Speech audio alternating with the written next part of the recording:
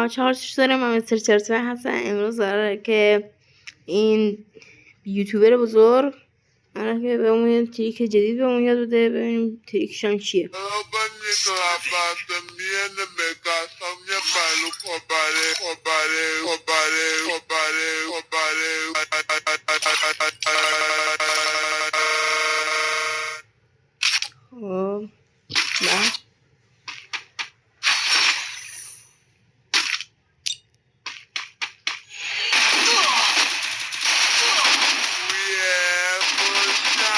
پشمو بریم پس ما انجامش بدیم. اصلا قبلش بچه برین لایک کنین. خب بچه ما آمدید تو گیم بریم که انجامش بدیم این تریک رو ببینیم آیا واقعیه یا الکیه. بریم که انجامش بدیم بچه. بریم قبلش که انجام بدیم بچه لایک کنین، کامنت بذارین و سابسکرایب کنین. بریم که انجامش بدیم. خب اینجا میریم،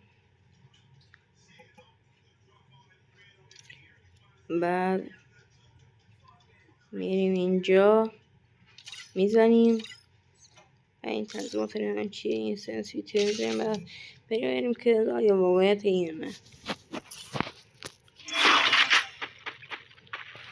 خب اینجا هم مثل همین داشتیم یه دونه شاتگان برمیداریم و میبینیم آیا واقعیت اینه نه. آیا